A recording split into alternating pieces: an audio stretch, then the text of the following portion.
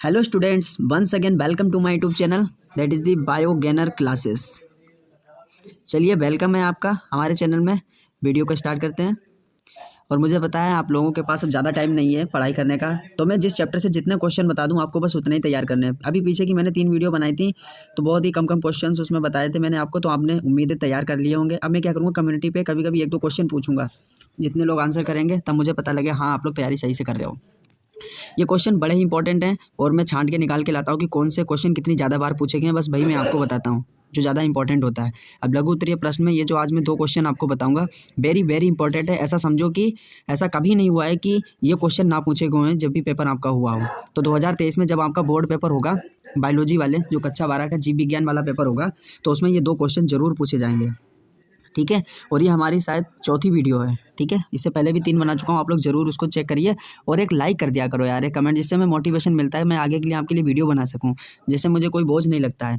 Please please like कर दिया करो, चैनल को सब्सक्राइब कर लो। और ये लघु उत्तरीय प्रश्न आपके ये 3-3 नंबर के क्वेश्चन होंगे, ठीक है। 3 मार्क आपके कहीं नहीं गए, ठीक है, पक्के हैं बिल्कुल। मैंने अगर ये लिखा है तो कुछ सोच के ही लिखा है कि 2023 की परीक्षा में 100% यही आएगा। चलिए क्वेश्चन को स्टार्ट करते हैं बिना टाइम को वेस्ट करते हुए। तो जैसा कि आप लोग जानते हो कि आपका जो लघु उत्तरीय प्रश्न होता है वो 3 नंबर का आता है, ठीक है। तो 3 नंबर का आपका आता है क्वेश्चन। और पहला क्वेश्चन आप देख लीजिए, स्क्रीन पे आपके दे रखा है कि आवृत बीजों में, मतलब आपके जो एंजियोस्पर्मिक प्लांट होते हैं उसमें नर युग्म कोद्भिद का संक्षिप्त विवरण दीजिए। 2016 में इस तरह से पूछा गया, मतलब मेल गैमेटोफाइट इंग्लिश में बोलते हैं इसको। और 2015, 16 और 19 में ऐसे भी पूछा गया कि एक आवृतबीजी पौधे के परागकण के अंकुरण की विभिन्न अवस्थाओं का वर्णन कीजिए। क्वेश्चन वही है, बस घुमा फिरा के पूछ रहे हैं। फिर अगली बार पूछा गया 2018 में कि आवृतबीजी पौधों में नर युग्मकोद्भिद के विकास पर एक टिप्पणी लिखिए।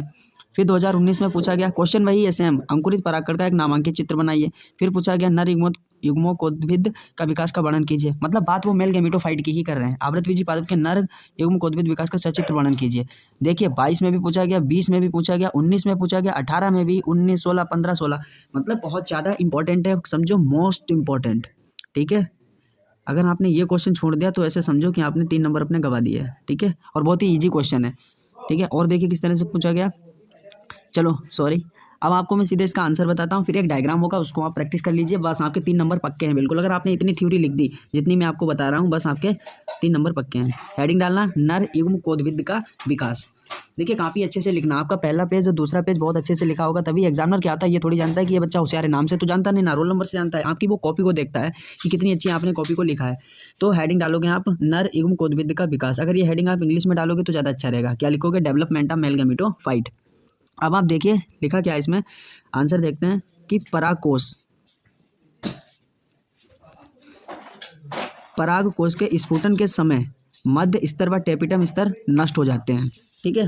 परागकोश मतलब एंथर, जब एंथर फटता है, ठीक है, एंथर का डिहाइसेंस होता है, मतलब जब एंथर फटता है तो उसमें क्या होता है, जो मिडिल लेयर होती है और जो टेपिटम लेयर होती है जो न्यूट्रिशन प्रोवाइड करती है वो नष्ट हो जाती है। और इस प्रकार परागकोश भित्ति जो एंथर की बाल होती है जिसको हम एपिडर्मिस कहते हैं, और जो एंडोथीसियम होती है, ठीक है, एपिडर्मिस और एंडोथीसियम रह जाती है।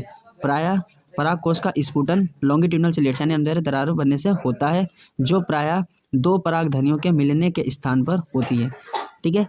कभी कभी टर्मिनल सिलेट्स अग्र दरारें अथवा छिद्रों पोर से भी परागकोशों का स्फुटन होता है, मतलब परागकोश फट जाता है वहाँ से भी। तो स्फुटन के फलस्वरूप परागकण स्वतंत्र हो जाते हैं। परागकोश से स्वतंत्र होने के पूर्व ही परागकणों का अंकुरण हो जाता है। इस क्रिया में सर्वप्रथम परागकण यानी पोलन ग्रेन का न्यूक्लियस परागकण भित्ति की ओर जाकर समसूत्री विभाजन मतलब माइटोसिस द्वारा 2 केंद्रकों में विभाजित हो जाता है। इनमें बड़े केंद्रक को वर्धी केंद्रक या नली केंद्रक वेजिटेटिव या न्यूक्लियस या ट्यूब न्यूक्लियस तथा छोटे केंद्रक को जनन केंद्रक जनरेटिव न्यूक्लियस कहते हैं। प्रायः इस अवस्था में परागकण परागकोश को छोड़ देते हैं। अब परागकणों का आगे का विकास मादा पुष्प के स्त्री केसर यानी पिसील के भर्तिकाग्र पर होता है। परागण पॉलिनेशन की क्रिया द्वारा परागकण स्त्री केसर भर्तिका यानी स्टिग्मा पर पहुंच जाते हैं जहां इनका अंकुरण होता है, ठीक है। ये इतनी थ्योरी आपको लिखनी है, ठीक है। इतनी थ्योरी लिखने के बाद आपको ये वाला डायग्राम बना देना है, ठीक है, कि किस तरह से होता है। वैसे आप डायग्राम एक यहाँ पर और बना सकते हो, ठीक है। चलिए मैंने सिंपल से, क्योंकि नंबर आपको इसी में भी मिल जाएंगे, ठीक है। आपको क्या करना है, यहाँ पे एक ये सर्कल बनाना है, ठीक है, रुकिए। तो और ये आपको यहाँ पे लिखना है माइक्रोस्पोर और ये माइक्रोस्पोर मदर सेल है, मतलब MMC, शॉर्ट में इसको MMC बोलते हैं, और ये 2N होता है।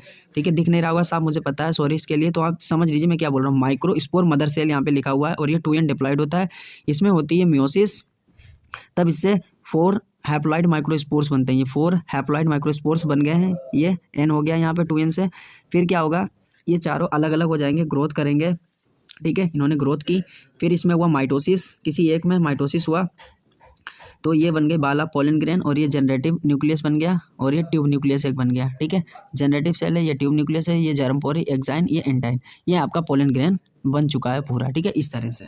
ठीक है, और थ्योरी आप लिख देना जो मैंने ये पीछे बताई है, ये थ्योरी लिख दो। किसी तरह से भी पूछा जाए आपको यही लिखना है, और ये डायग्राम और इतना ये बना देना, आपका नंबर पक्का 3।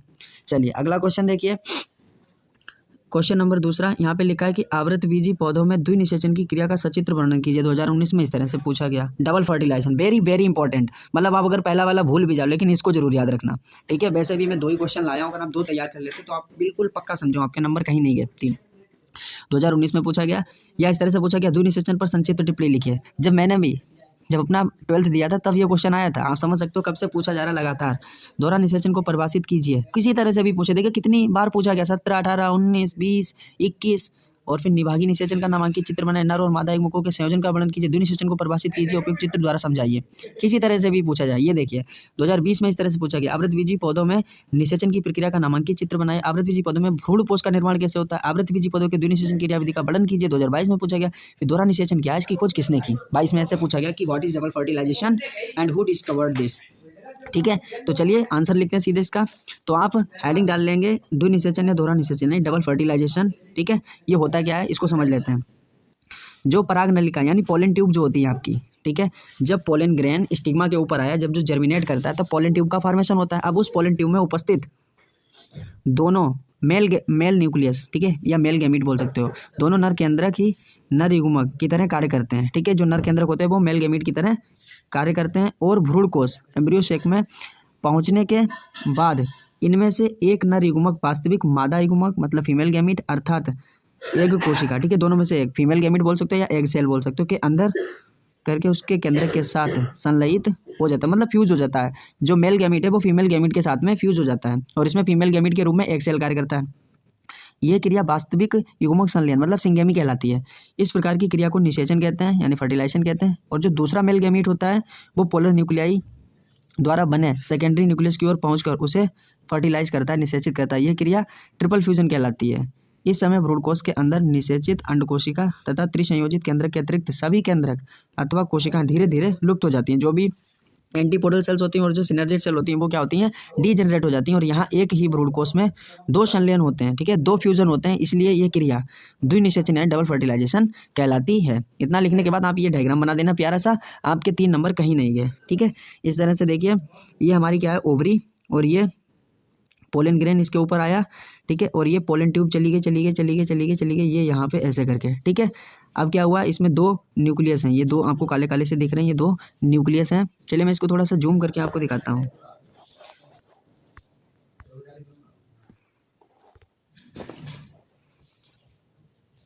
ठीक है, एक ये आपका न्यूक्लियस है, ठीक है,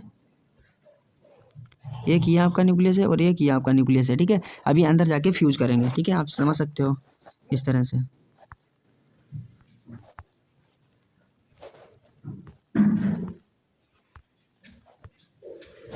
ठीक है, और ये पोलर न्यूक्लियाई है, ये एंटीपोडल सेल्स होती हैं, ये एग सेल है और ये सिनर्जिड है। और यही दोनों सेल क्या होती हैं, डिस्ट्रॉय हो जाती हैं। एंटीपोडल सेल्स और ये सिनर्जिड क्या होती हैं, डिस्ट्रॉय हो जाती हैं। और ये पोलर न्यूक्लियाई हैं।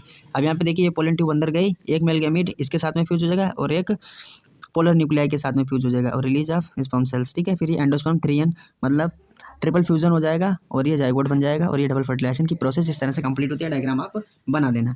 और बहुत इंपॉर्टेंट है, मैं कितनी बार बोलूँ कि ये बहुत ज़्यादा इंपॉर्टेंट है। चलिए अगली बार मैं विस्तृत क्वेश्चंस लाऊंगा, या अगर लघु के और कुछ इंपॉर्टेंट लगे तो उसको लाऊंगा, नहीं तो मैं विस्तृत करके चैप्टर फिनिश कर दूंगा।